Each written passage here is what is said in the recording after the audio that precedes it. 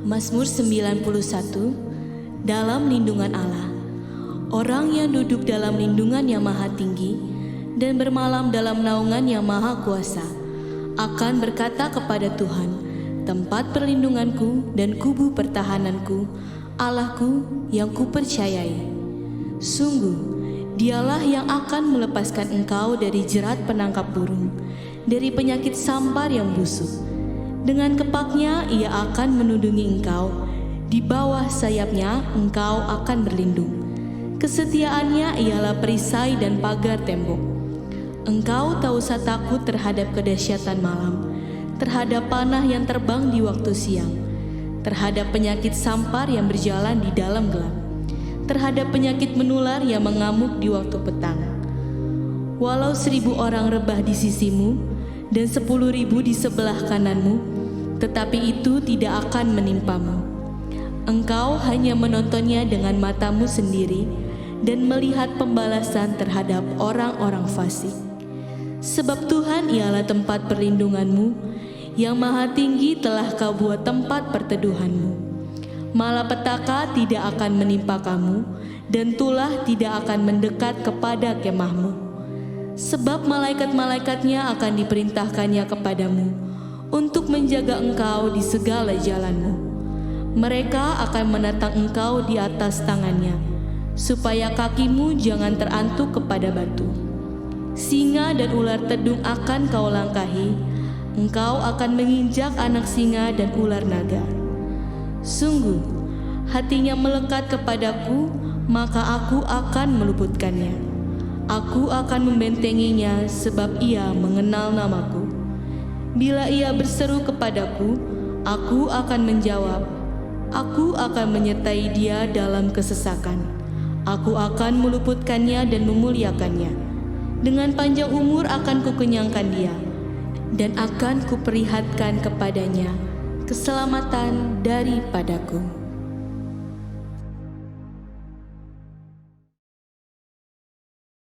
Shalom saudara sekalian, pada kesempatan kali ini kita akan membahas 3 pilar Pentakosta ketiga. Nah, salah satu karakteristik daripada umat Pentakosta adalah mereka menekankan akan tuntunan Tuhan di dalam kehidupan sehari-hari. Kalau bisa dibilang, suara hati umat Pentakosta itu mirip dengan doa Musa di dalam Keluaran 33 ayat yang ke-15. Jika engkau sendiri tidak membimbing kami, janganlah suruh kami berangkat dari sini. Kita sebagai umat Pentakosta juga menyerukan hadirat Tuhan yang terus-menerus menuntun dan membimbing kita. Sebagaimana Musa memerlukan tuntunan Tuhan dalam kesehariannya di Perjanjian Lama, kita juga melihat bagaimana gereja mula-mula dalam Perjanjian Baru melibatkan tuntunan Tuhan di dalam mengikuti kehendak dan rencana Tuhan. Di dalam Kisah Rasul pasal yang ke-15, kita melihat bagaimana gereja mula-mula menghadapi masalah ketika bangsa yang bukan Yahudi bertobat, menerima karunia keselamatan, menerima karunia Roh Kudus. Masalah timbul ketika beberapa orang Yahudi yang telah menjadi percaya berkata, orang-orang yang bukan Yahudi ini harus disunat, diwajibkan untuk mengikuti seluruh hukum Taurat. Bagaimana gereja mula-mula pada waktu itu mengikuti tuntunan Tuhan dalam permasalahan yang penting ini? Mereka mengikuti tuntunan Tuhan lewat 3 pilar, yaitu pilar Roh Kudus, pilar komunitas, pilar firman Tuhan.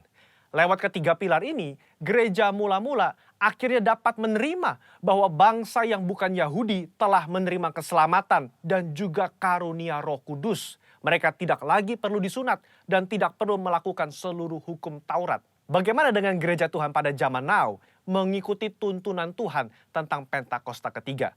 Kita pun mengikuti tuntunan Pentakosta ketiga menggunakan ketiga pilar ini. 3 pilar inilah yang menjadi acuan penafsiran orang Pentakosta. Mari kita simak bersama. Yang pertama, pilar Roh Kudus. Kita melihat bagaimana kuasa Roh Kudus di Pentakosta yang pertama itu luar biasa. Dalam Kisah Rasul pasal yang kedua, Petrus berkhotbah, 3.000 orang diselamatkan. Bahkan dalam waktu 100 tahun pertama, 70% dari dunia yang dikenal pada saat itu menjadi Kristen. Tetapi amanat agung belum tuntas.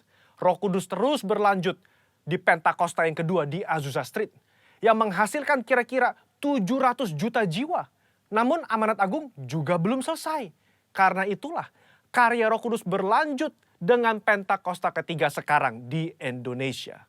Pentakosta ketiga inilah yang akan menuntaskan amanat agung dan membawa penuaian jiwa yang terbesar dan terakhir sebelum Yesus datang kembali. Haleluya.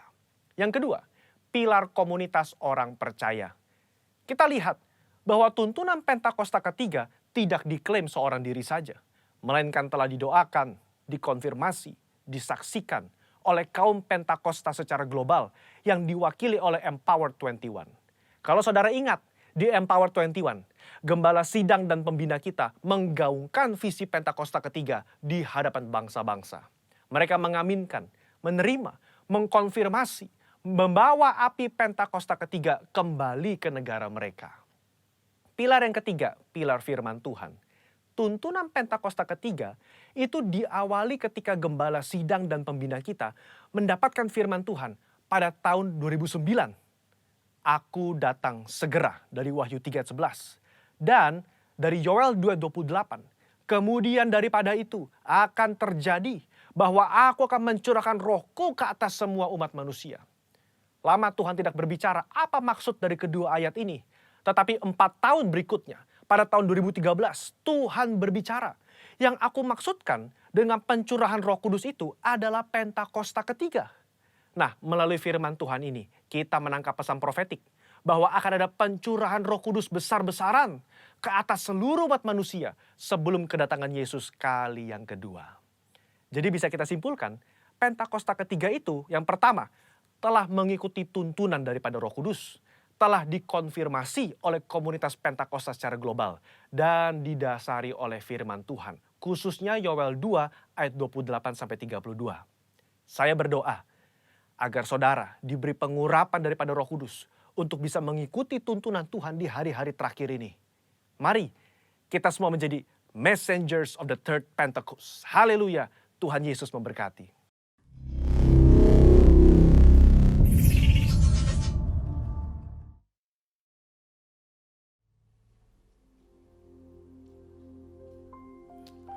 Puji nama Tuhan, shalom saudara kasih, shalom dimanapun saat ini kau berada, boleh lambaikan tanganmu. Kita berikan kemuliaan tepuk tangan yang terbaik buat Allah kita yang setia, Tuhan kita yang baik di dalam nama Tuhan Yesus. Mari kita persiapkan hati kita untuk kita berdoa terlebih dahulu. Bapa, kami bersyukur, kami merasakan kebaikan dan kemurahan-Mu dalam hidup kami. Kami juga merasakan kesetiaan-Mu. Engkau Tuhan yang berjanji dan akan selalu menepatinya. Biarlah bagian kami tetap menjadi orang-orang yang berintegritas. Kami terus percaya, kami terus bersyukur, kami terus berharap pada Tuhan. Terima kasih Yesus, terima kasih. Segala pujian, hormat, kemuliaan kami persembahkan bagi Allah kami yang setia di dalam nama Tuhan Yesus. Haleluya, amin. Mari sekali lagi kita berikan kemuliaan bagi Tuhan kita.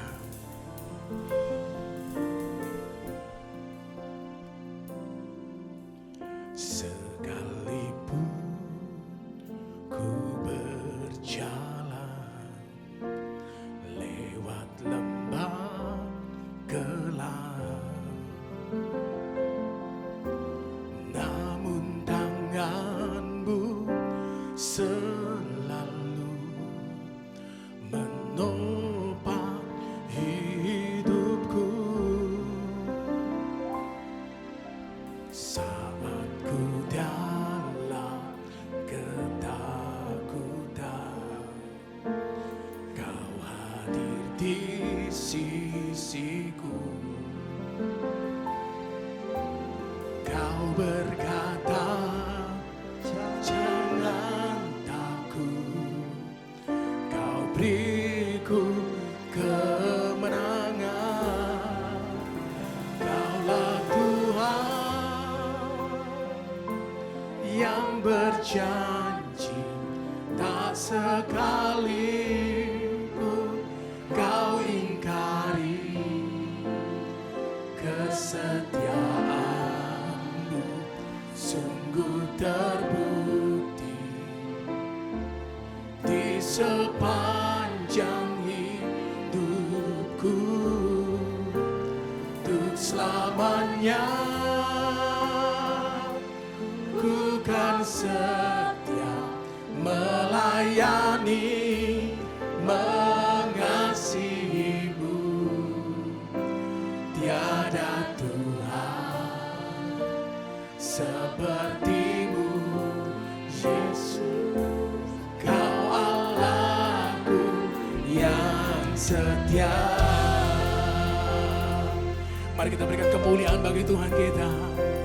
Terima kasih Tuhan, Engkau Allah kami yang setia. Bersama katakan, sekalipun ku berjalan lewat lembah gelap, namun tanganmu selalu menopang hidupku. Saat ku dalam ketakutan, Kau hadir di sisiku. Kau berkata, jangan takut, Kau beriku kemenangan. Kaulah Tuhan yang berjanji, tak sekalipun Kau ingkari. Kesetiaan-Mu sungguh terbukti di sepanjang hidupku. Untuk selamanya ku kan setia melayani, mengasihimu. Tiada Tuhan sepertimu, Yesus. Kau Allahku yang, mari dengan kesungguhanmu katakan, Kaulah Tuhan yang berjanji, tak sekalipun Kau ingkari. Kesetiaan-Mu sungguh terbukti di sepanjang hidupku. Untuk selamanya ku kan setia melayani, mengasihimu. Tiada Tuhan sepertimu, Yesus. Kau Allahku yang setia. Kaulah Tuhan benar yang berjanji, tak sekalipun Kau ingkari. Kesetiaan-Mu sungguh terbukti di sepanjang hidupku. Untuk selamanya ku kan setia melayani, mengasihimu. Tiada Tuhan sepertimu, Yesus. Kau Allahku yang setia. Mari dengan kesungguhan katakan, Kaulah Tuhan yang berjanji, tak sekalipun Kau ingkari. Kami percaya Tuhan, Engkau nyatakan dalam hidup kami. Di sepanjang hidupku, untuk selamanya ku kan setia melayani, mengasihimu. Tiada sepertimu, Yesus, Kau Allahku. Sambil mengangkat tanganmu, akui dia, katakan, Kaulah Tuhan yang berjanji tak sekalipun Kau ingkari kesetiaanku. Sungguh terbukti di sepanjang hidupku, untuk selamanya ku kan setia melayani, mengasihimu. Tiada Tuhan sepertimu, Yesus, Kau Allahku yang setia. Kesetiaan-Mu sungguh telah terbukti dalam hidup kami, Tuhan. Di dalam kondisi apapun, Tuhan, kami percaya Engkau Tuhan yang menyertai kami. Kaulah Tuhan yang berjanji tak sekalipun. Mari sembah Dia sebagai Allah yang setia.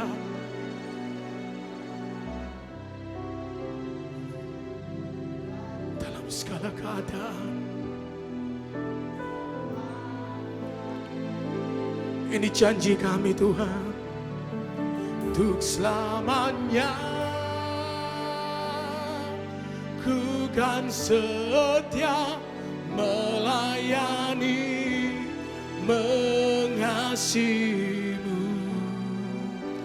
Tiada Tuhan sepertimu, Yesus, Kau Allahku yang setia. Tiada Tuhan, tiada Tuhan sepertimu, Yesus, Kau Allahku yang setia. Tiada Tuhan sepertimu, Yesus, Kau Allahku yang setia. Kau Allah yang setia, Kau Tuhan yang setia, sungguh kami percaya.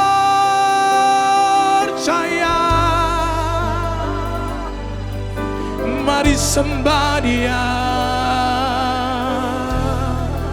Oh haleluya, terima kasih Tuhan. Di dalam segala kondisi, di dalam segala keadaan, Engkau Tuhan yang berjanji dan terus setia bagi kami. Terima kasih Tuhan. Mari saudara, Engkau ada di tempat ini karena kesetiaan, karena kebaikannya. Mari sembah Dia. Haleluya.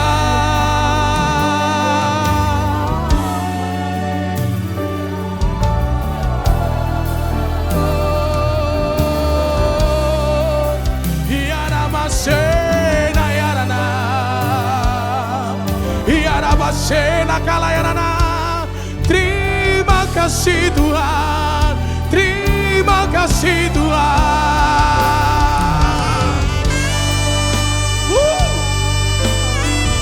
Kami nikmati segala kemurahan, kami nikmati segala kesetiaan-Mu dalam hidup kami, Yesus. Mari bersyukur. Ya nama sela ya nama, ya nama sela ya nama ya nama, ya nama sela ya rado. Mari terus sembah Dia, sembah Dia, sembah Dia, Jesus.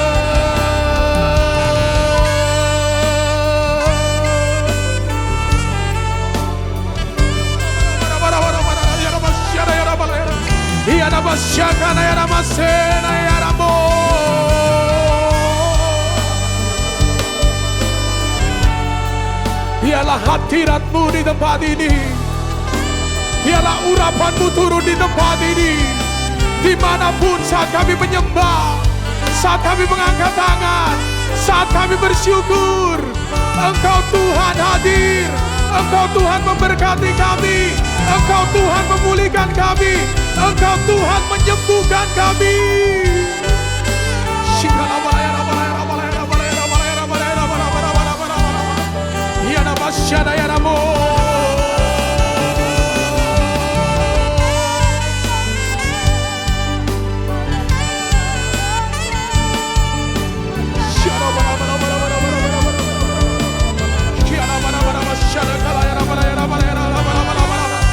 Mari yang sudah dikarunia bahasa roh bisa berkatakan dalam roh. Yang belum katakan Tuhan Yesus, terima kasih. Tuhan Yesus Engkau baik. Biarlah setiap bibir, lidah kita terus memuji-muji Dia.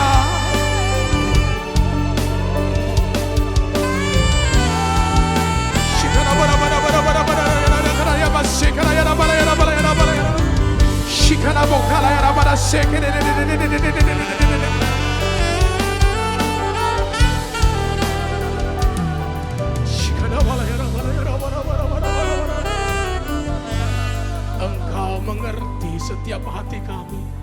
Engkau mengerti setiap pergumulan kami. Biarlah kami datang hanya dengan membawa korban syukur. Kami datang dengan membawa korban puji-pujian. Ini integritas kami di hadapan Kau Tuhan. Hanya Engkau bagi kami selamanya. Hanya Engkau bagi kami selamanya Yesus. Kaulah Tuhan yang berjanji, tak sekalipun Kau ingkari.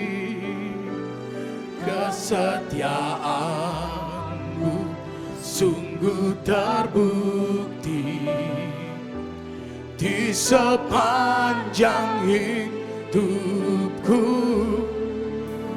Untuk selamanya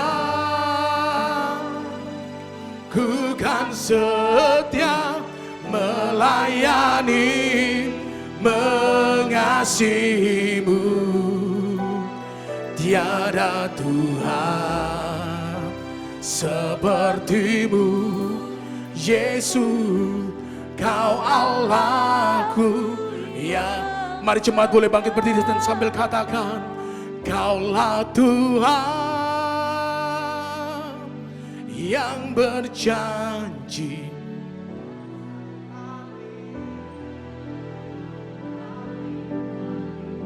Kami percaya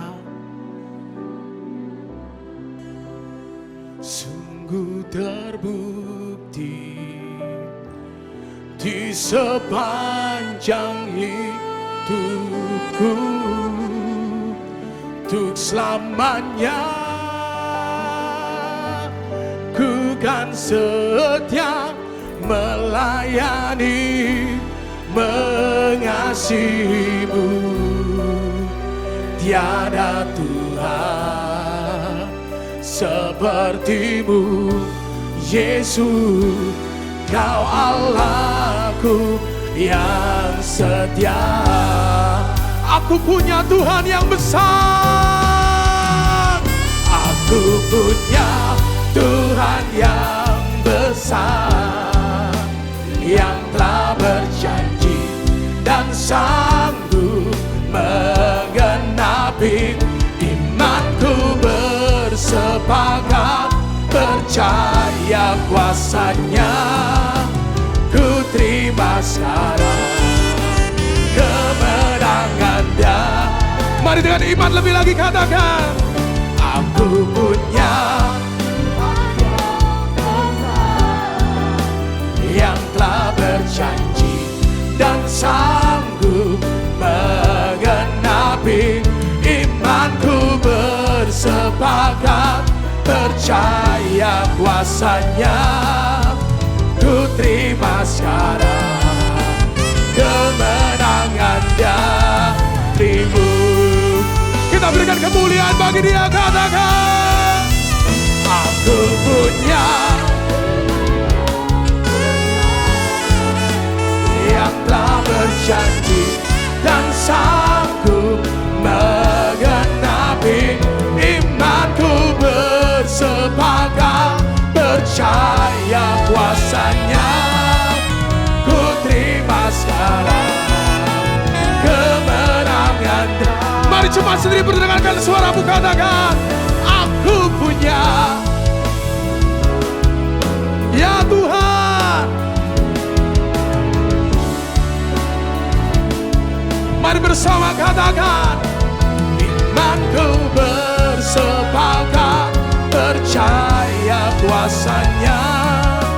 Ku terima sekarang kemenangan darimu. Imanku bersepakat, imanku bersepakat, percaya kuasanya.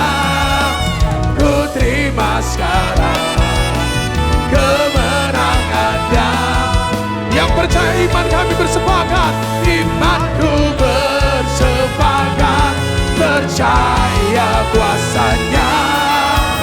Ku terima sekarang, terima kemenangan darimu. Yang terima kemenangan dari Tuhan, berikan kemuliaan sorak-sorai. Silakan haleluya. Terima kasih Tuhan. Biarlah segala pujian kemuliaan hanya bagi Allah kami yang dahsyat, Allah kami yang hebat. Di dalam nama Tuhan Yesus yang siap bersuka cita, katakan. Sekali lagi katakan. Berikan kemuliaan buat Tuhan yang hebat, Tuhan yang dahsyat. Haleluya. Terima kasih Yesus.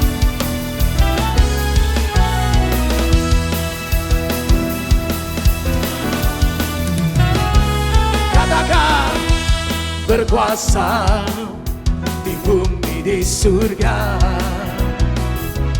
bertahta dalam kemuliaan. Dialah Tuhan Allah kita, namanya berkuasa. Angkat tanganmu, katakan, betapa hebat, betapa kuat, dahsyatnya Allah kita. Dia berjaya atas semua perbuatannya. Betapa hebat, betapa kuat, dahsyatnya Allah kita. Dia ternama Yesus Raja segala raja, Tuhan Allah kita. Yang bangga Tuhan Yesus sebagai Tuhan yang hebat dan dahsyat. Berikan kemuliaan paling meriah bagi Dia. Mari bersama katakan, berkuasa di bumi di surga,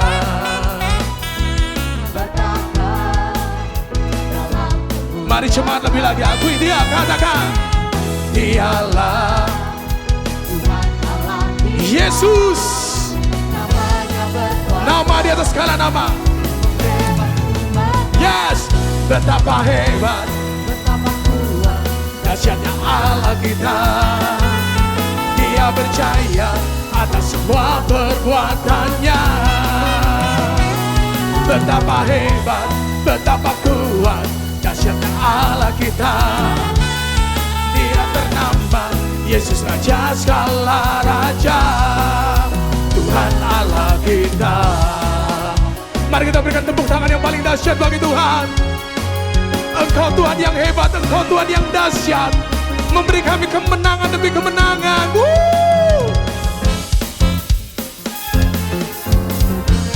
Haleluya. Terima kasih Tuhan.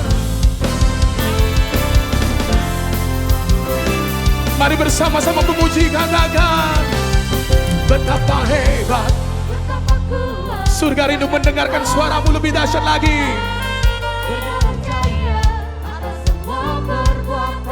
Lebih lagi suaranya. Betapa hebat, betapa kuat, dahsyatnya Allah kita. Dia ternama Yesus Raja segala raja. Katakan betapa hebat, betapa hebat, betapa kuat dahsyatnya Allah kita. Dia percaya atas semua perbuatannya. Betapa hebat, betapa kuat dahsyatnya Allah kita. Siapa namanya?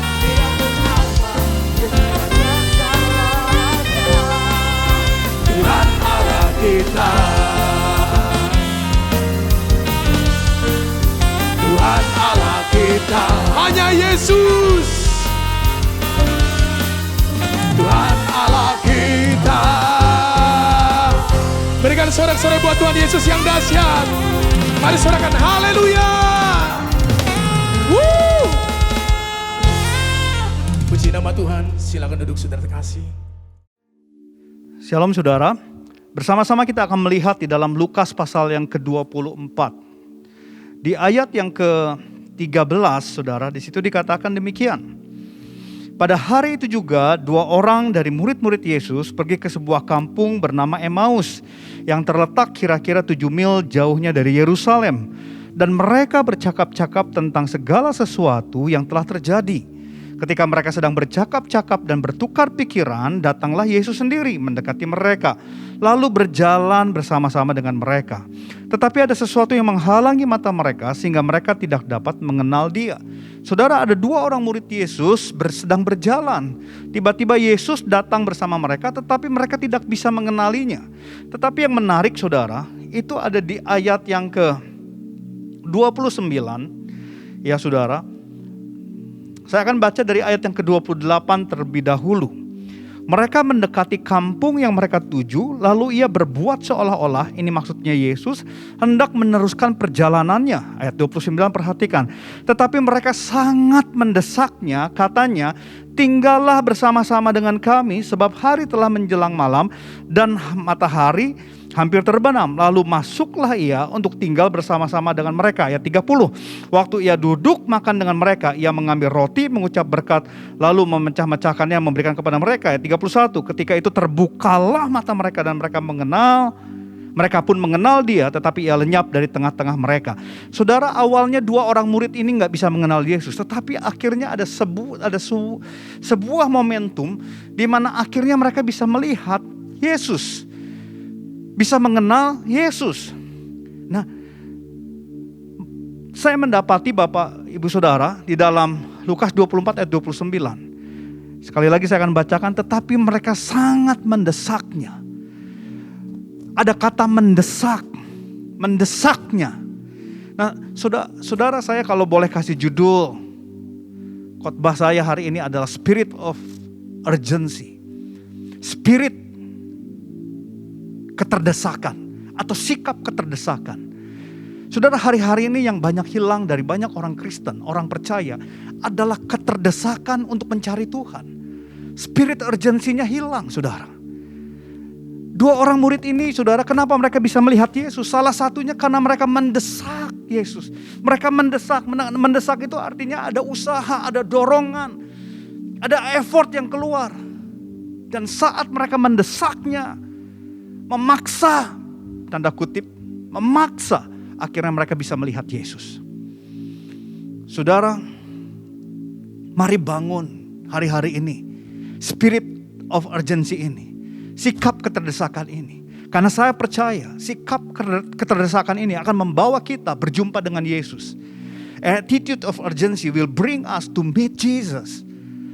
Waktu kita punya keterdesakan dalam hati kita, yang terekspresikan melalui tindakan dan sikap sehari-hari kita untuk mengejar Tuhan, maka cepat atau lambat kita akan berjumpa dengan Yesus. Dan saya percaya perjumpaan dengan Yesus akan membawa perubahan. Tapi begitu banyak orang-orang percaya hari-hari ini, mereka tidak memiliki lagi sebuah spirit of urgency ini. Mereka menjadi orang-orang yang biasa-biasa saja. Tidak ada ekspresi untuk mengejar Tuhan, tidak ada usaha untuk mengejar Tuhan. Di dalam Alkitab ada beberapa tokoh yang saya ingin coba gambarkan.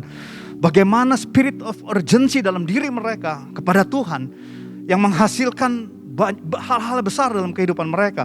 Yang pertama Yakub, saudara. Di dalam Kejadian 32 ayat 26 sampai 28 saya akan bacakan. Lalu kata orang itu, biarkanlah aku pergi karena fajar telah menyingsing. Sahut Yakub, aku tidak akan membiarkan engkau pergi jika engkau tidak memberkati aku. Bertanyalah orang itu kepadanya, siapakah namamu? Sahutnya, Yakub. Lalu kata orang itu, namamu tidak akan disebut lagi Yakub tetapi Israel, sebab engkau telah bergumul melawan Allah dan manusia dan engkau menang. Perhatikan, dikatakan manusia mengelawan Allah dan manusia menang. Saudara, jujur harus kalau kita bayangkan dengan logika kita, nggak mungkin manusia menang lawan Allah. Tapi maksudnya kenapa di sini dikatakan engkau bergumul melawan Allah, sebab engkau telah bergumul melawan Allah dan manusia dan engkau menang. Kok bisa Yakub menang melawan Allah, saudara? Saya percaya di sini konteksnya bukan menang dalam banyak hal, tetapi Yakub berhasil menarik hati Tuhan. Karena apa? Tadi dikatakan begini, aku tidak akan membiarkan engkau pergi kalau engkau tidak memberkati aku. Saudara, itulah spirit of urgency-nya Yakub. Yakub nggak membiarkan Tuhan pergi sebelum Tuhan memberkati dia. Dan apa yang terjadi? Karena ada keterdesakan dari diri Yakub, keterdesakan dalam hati Yakub, dia memegang Tuhan, tidak mau melepaskannya sampai Tuhan memberkati dia. Akhirnya Tuhan merubah nama Yakub. Yang kita tahu nama Yakub itu penuh dengan noda, penuh dengan pengalaman yang buruk, ya, menipu, mungkin bisa disebut pencuri juga, tetapi diganti menjadi Israel. Pangerannya Allah. Sesuatu yang besar terjadi dalam hidup Yakub. Saudara, apakah hari-hari ini kita masih memiliki spirit of urgency ini? Daud di dalam Mazmur 84 ayat yang ke-10 atau 11. Sebab lebih baik 1 hari di pelataranmu daripada 1000 hari di tempat lain. Lebih baik aku berdiri di ambang pintu rumah Allahku daripada diam di kemah-kemah orang fasik.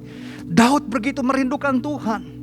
Kita tahu sendiri Daud bagaimana dia terus mendesak dirinya untuk berjumpa dengan Tuhan. Daud mendesak dirinya untuk terus bersama dengan Tuhan. Sampai Daud berkata lebih baik 1 hari di pelataran Tuhan daripada 1000 hari di tempat lain. Daud punya spirit of urgency tentang Tuhan, mencari Tuhan. Ada sebuah keterdesakan, kegelisahan. Pokoknya saya harus ketemu Tuhan. Saya rindu Tuhan. Saya pengen Tuhan. Saudara, yuk kita sama-sama refleks untuk diri kita. Apakah hari-hari ini kita masih memiliki semangat yang sama? Sebuah semangat, spirit, sikap yang mengejar Tuhan. Di dalam Markus pasal 2 ayat 3 sampai 5. Ada orang-orang datang membawa kepada Yesus maksud seorang lumpuh digotong oleh 4 orang. Tetapi mereka tidak dapat membawanya kepadanya karena orang banyak itu. Lalu mereka membuka atap yang ada di atasnya. Sesudah terbuka mereka menurunkan tilam tempat orang lumpuh itu terbaring. Ketika Yesus melihat iman mereka, berkatalah ia kepada orang lumpuh itu, "Hai anakku, dosamu telah diampuni." Dan kita tahu orang lumpuh ini sembuh dan bisa berjalan kembali. Saudara, kita lihat sebuah keterdesakan di sini ya. Ada orang lumpuh dibawa oleh mungkin temannya 4 orang. Ingin ketemu Yesus, tapi mereka lihat, aduh begitu banyak orang, gak mungkin bisa ketemu Yesus. Tapi ada sebuah keterdesakan, ada sebuah semangat keterdesakan, spirit of urgency ini. Apa yang mereka lakukan? Mereka naik ke atap, mereka bobol atap, mereka bongkar atapnya, mereka turunkan dari atas orang lumpuh ini. Saudara bayangkan, karena sebuah keterdesakan kadang-kadang keluar dari yang namanya kenyamanan, keluar dari yang namanya out of the box itu. Ya, sesuatu yang tidak terpikirkan oleh orang lain, tapi demi ketemu Yesus mereka lakukan apapun juga. Apakah hari-hari ini kita masih melakukan hal yang sama? Demi kita mengalami Tuhan, demi kita mengalami lawatan Tuhan, apakah kita masih bisa memberikan segalanya sama Tuhan? Hal-hal yang mungkin konyol bagi orang dunia, tapi kekonyolan 4 orang ini melahirkan mujizat yang besar. Orang lumpuh itu berjalan. Amin. Ada juga wanita pendarahan. Di dalam Markus pasal 5 ayat 24 sampai 26. Saya akan bacakan kisah yang sering kita dengar. Lalu pergilah Yesus dengan orang itu. Orang banyak berbondong-bondong mengikuti dia dan berdesak-desakan di dekatnya. Adalah di situ seorang perempuan yang sudah 12 tahun lamanya menderita pendarahan. Ia datang berulang-ulang diobati oleh berbagai tabib, sehingga telah dihabiskannya semua yang ada padanya. Namun sama sekali tidak ada faedahnya, malah sebaliknya keadaannya makin memburuk.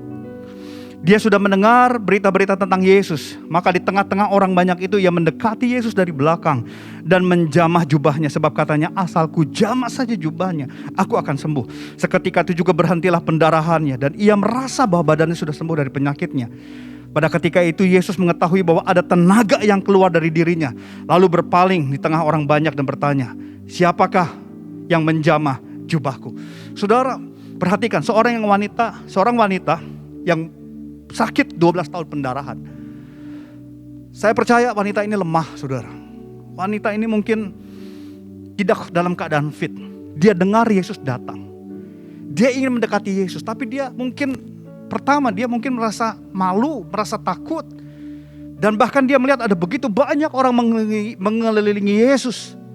Tapi saudara, karena ada sebuah spirit of urgency, sebuah semangat, sebuah spirit keterdesakan. Pokoknya saya harus ketemu Yesus. Saudara, bayangkan orang yang lemah, seorang wanita yang mungkin sebenarnya tanda kutip najis bagi kalangan orang Yahudi, karena dia pendarahan yang tidak berhenti. Wanita yang sedang pendarahan itu najis. Wanita yang sedang haid itu dianggap najis, saudara. Ini 12 tahun, gak berhenti mungkin. Saudara, tapi wanita ini gak peduli. Dia berjalan melewati begitu banyak orang. Mungkin dia melewati begitu banyak penghinaan saat itu. Dia lupakan rasa malunya. Dia lupakan penderitaannya. Yang penting saya ketemu Yesus. Yang penting saya berjalan mendekati Yesus. Bukan cuma satu orang yang dia harus lewati. Mungkin puluhan, mungkin ratusan orang dia harus lewati. Mungkin ada yang kenal berkata, dia orang najis. Tapi dia gak peduli, dia terus dekati Yesus. Dalam pikirannya hanya satu, asal ku jamah saja jubahnya, aku akan sembuh. Dan Alkitab mencatat, dia menjamah jubah mungkin di belakang daripada Yesus. Alkitab berkata ada tenaga yang keluar dari Yesus.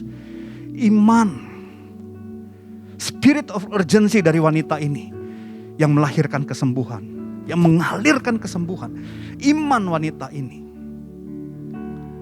membuat Yesus harus mengeluarkan tenaganya, harus menyatakan mujizatnya saat itu.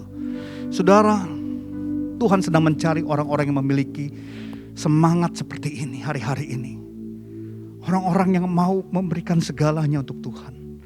Orang-orang yang mau menjadikan Tuhan yang pertama dan utama dalam kehidupannya. Karena keterdesakan dalam dirinya, dia terus mengejar Tuhan. Ada Zakheus, saudara. Lukas pasal 19 ayat 3 sampai 5. Saya akan bacakan. Ia berusaha untuk melihat orang apakah Yesus itu. Zakheus adalah orang berdosa, pemungut cukai, dia orang pendek. Tapi dikatakan ia berusaha untuk melihat orang apakah Yesus itu, tapi ia tidak berhasil karena orang banyak. Sebab badannya pendek, maka berlarilah ia mendahului orang banyak lalu memanjat pohon ara untuk melihat Yesus yang akan lewat di situ.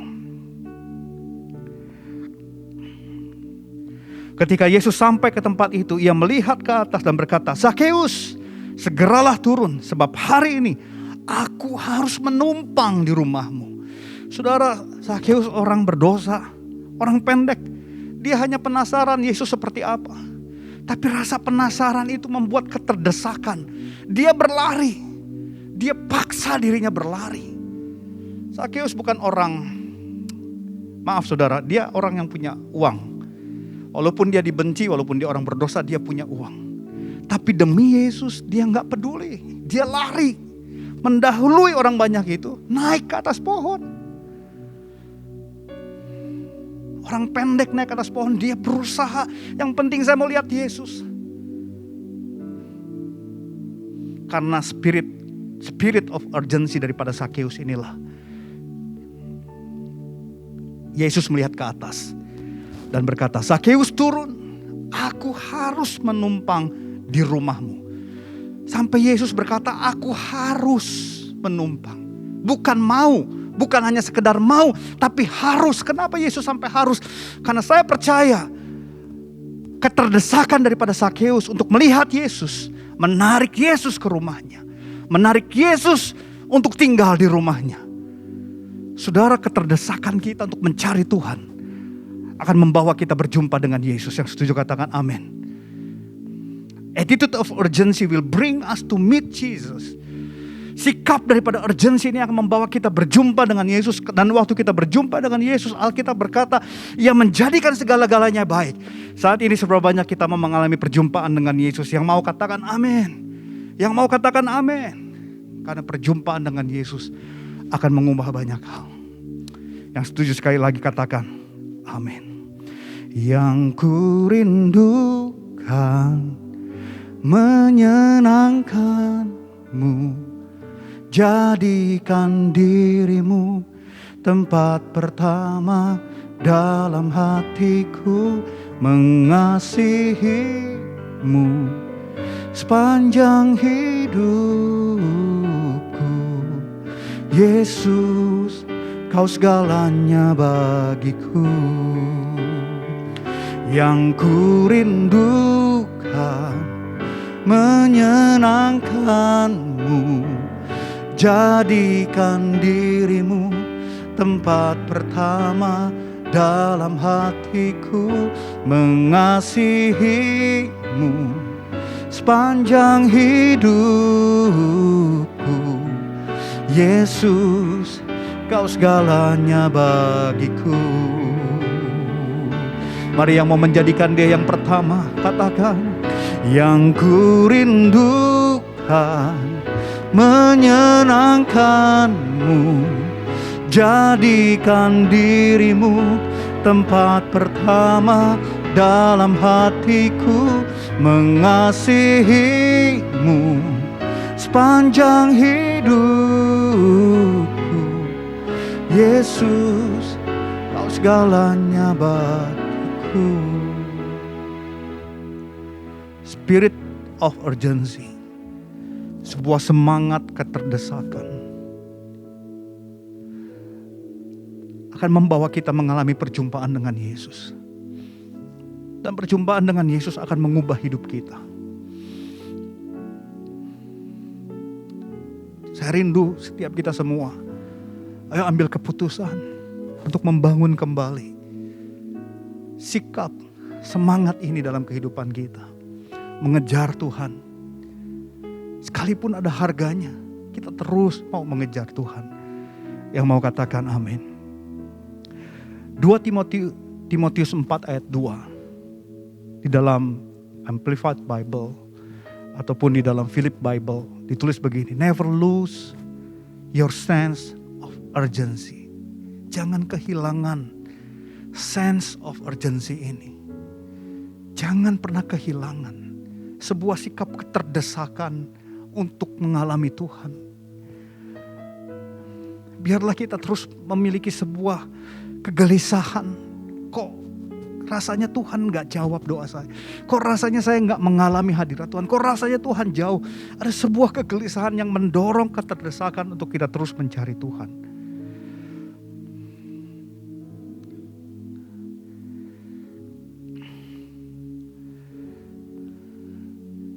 Sense of urgency ini adalah sikap hati kita. Sense of urgency is attitude of our heart.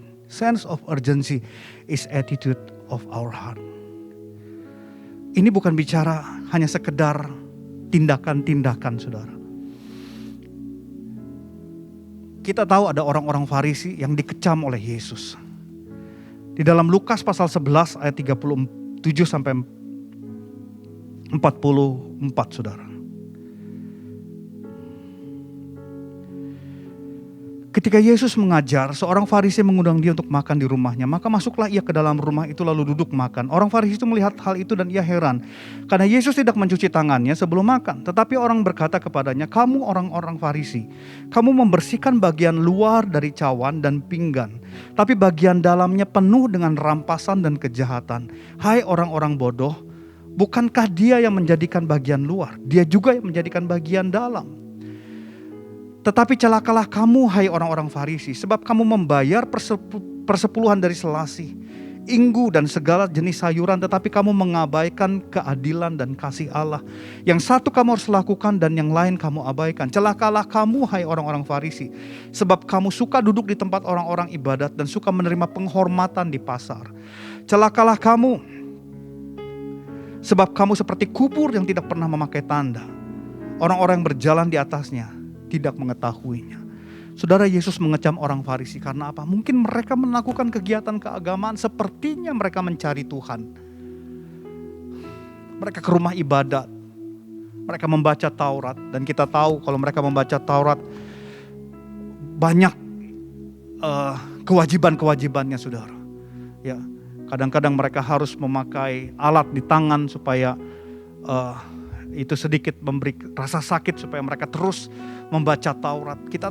Kalau kita perhatikan orang Yahudi begitu banyak cara yang sepertinya dari luar kita melihat, wah mereka mengasihi Tuhan. Sepertinya kita melihat, oh mereka mengejar Tuhan. Tapi Yesus mengecam mereka. Yesus berkata begini, bukan bagian luarnya yang penting, tapi bagian dalamnya. Bukan masalah kita ada di gereja hari ini, oh Pak saya punya spirit of urgency karena saya ada di gereja. Karena saya punya jabatan di gereja. Karena saya melayani di gereja. Kita masih bisa ada di gereja. Kita masih bisa melayani. Tapi bukan yang di luar, tapi yang di dalam. Gak ada yang tahu selain saudara dan Tuhan. Selain kita, hati kita dengan Tuhan. Oleh karena itu ini baik untuk saat ini kita merefleksi diri kita. Bagaimana dalam kita. Jangan sampai kita rajin di gereja, tapi ternyata hati kita jauh dari Tuhan. Terakhir dari saya, musuh utama daripada spirit of urgency adalah zona nyaman. Musuh utama daripada spirit keterdesakan ini adalah zona nyaman. Zakheus kalau dia merasa nyaman, dia gak perlu naik pohon. 4 orang yang mengangkat orang lumpuh, kalau mereka mau nyaman ya sudah, oh penuh, ya sudah kita pulang lagi ke rumah. Itu kenyamanan. Tapi mereka menerobos kenyamanan. Mereka melakukan breakthrough di situ. Keluar dari kenyamanan, keluar dari kebiasaan. Zakheus naik pohon. 4 orang ini, mereka bingung, mungkin awalnya bingung gimana ya. Tapi mereka pikir, naik ke atas, kita bongkar atapnya. Orang lain gak kepikir, mereka kepikir. Mereka keluar dari zona nyaman mereka. Saya coba untuk rangkum tanda-tanda atau ciri daripada orang-orang yang merasa nyaman, saudara. Yang pertama, tidak berani mencoba hal baru dan tidak berani mengambil resiko. Tidak mau mengubah persepsi dan cara pandang. Ini yang sulit. Tidak mau mengubah mindset dan cara pandang. Ketiga, selalu menyangkal dan membantah untuk mempertahankan kenyamanannya. Selalu merasa benar. Keempat, sering dihantui keraguan. Kelima, takut kehilangan. Saudara, kenapa kita gak mau lagi untuk mengejar Tuhan dengan membayar harga? Mungkin kalau ada harganya harus dibayar dengan apapun juga. Karena mungkin ada 5 hal ini dalam diri kita. Kita takut kehilangan. Kita gak berani, terlalu resiko. Menurut kita, kita paling benar. Dan waktu kita ada di comfort zone ini, sebenarnya kita sedang jauh daripada Tuhan itu sendiri. Sehingga Daud selalu berdoa di dalam Mazmur 26 ayat yang kedua. Ujilah aku ya Tuhan dan cobalah aku. Selidikilah batinku dan hatiku. Kenapa Daud berdoa seperti itu? Karena Daud gak mau ada di comfort zone.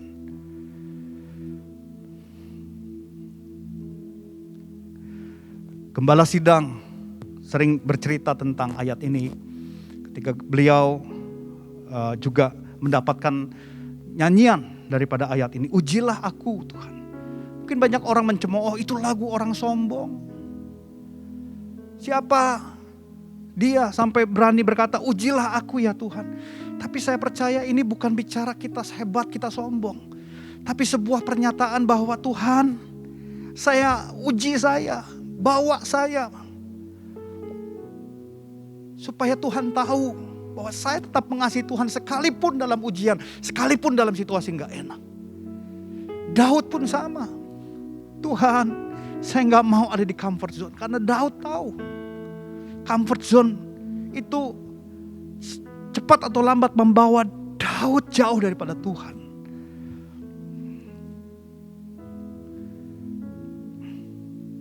Tapi seberapa banyak kita berani berdoa seperti ini? Ujilah aku Tuhan, cobalah aku Tuhan.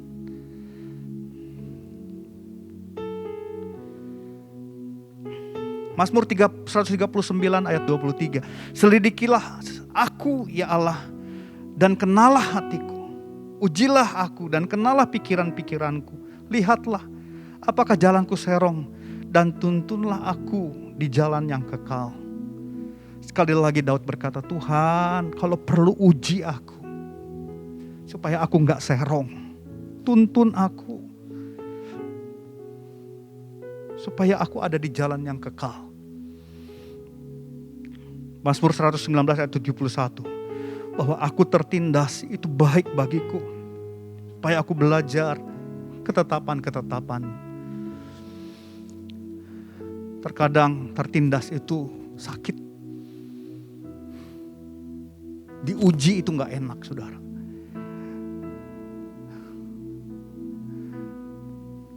Tapi saya percaya inilah salah satu sikap daripada spirit of urgency itu. Kita gak mau ada di zona nyaman. Kita ingin mengalami terobosan-terobosan. Ayo bangun saudara. Ayo refleksi diri kita sama-sama. Introspeksi sama-sama. Apakah hari ini kita masih mengutamakan Tuhan sebagai yang utama dalam hidup kita. Saya undang kita angkat kedua tangan kita bersama-sama. Haleluya. Ujilah aku Tuhan. Cobalah aku Tuhan.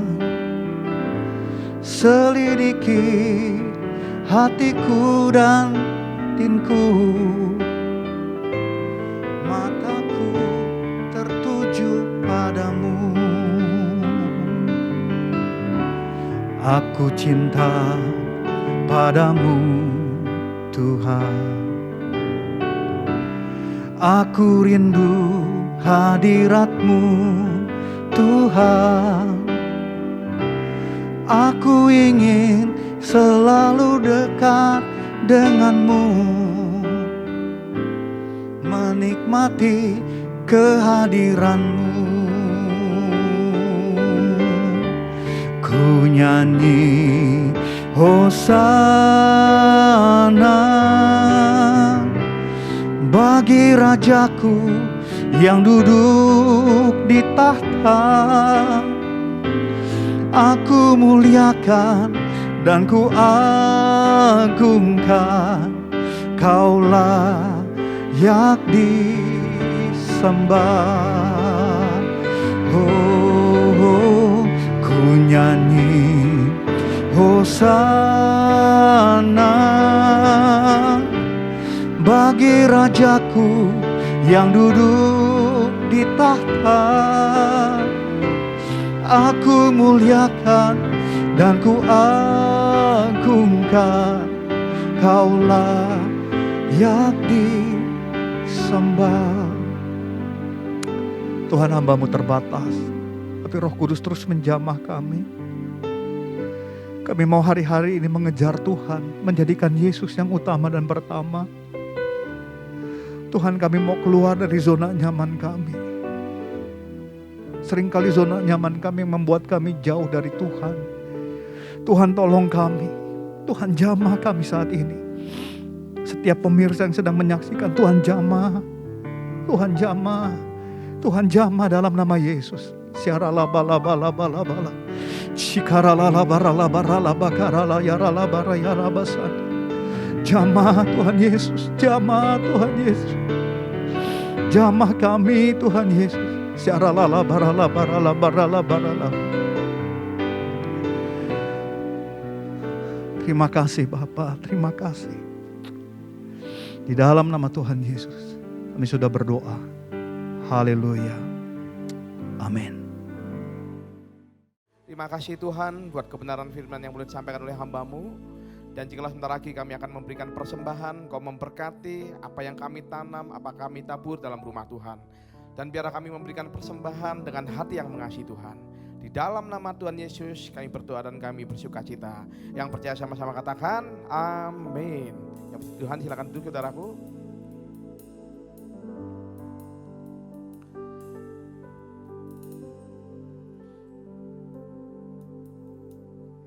Ya, sambil persembahan jalankan kita akan pujikan. Mulialah nama-Mu Tuhan, berkat-Mu atasku melimpah. Mulialah nama-Mu Tuhan, Kau layak terima pujian tertinggi.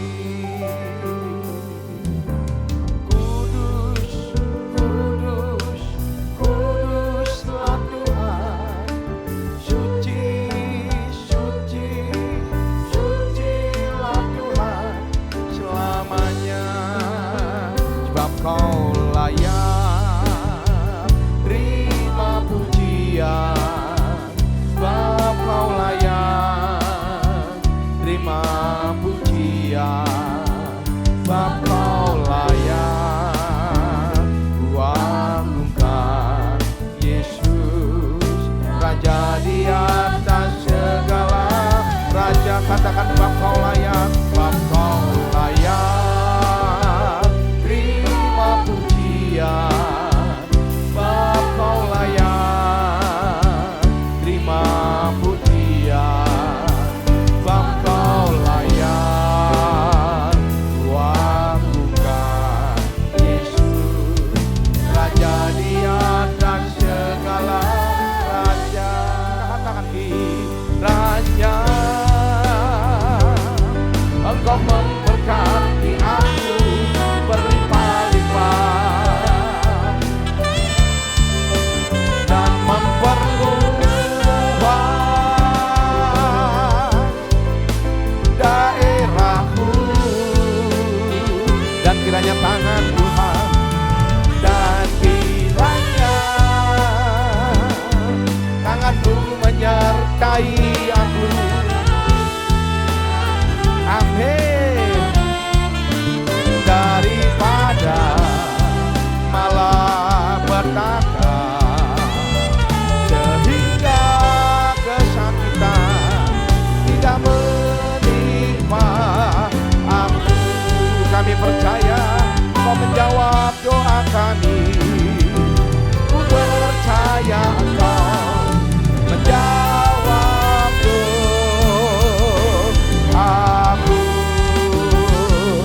Yang percaya sama-sama katakan amin. Mari kita berikan kemuliaan buat Tuhan kita. Haleluya. Terima kasih Tuhan, terima kasih. Mari saudara buka hati saudara, buka kedua tangan saudara, arahkan pada Tuhan. Sekarang terimalah berkat kasih karunia berlimpah daripada Allah Bapa melalui Anak Tunggal, persekutuan dan manis dengan Roh Kudus yang menyertai kita dari hari ini sampai Maranatha Tuhan Yesus datang untuk dua kalinya menjemput kita di anak permai, dan bahkan sampai selama-lamanya. Terima dengan iman, sama-sama katakan amin. Tuhan Yesus memberkati. Selamat hari Minggu, sampai berjumpa di ibadah minggu depan.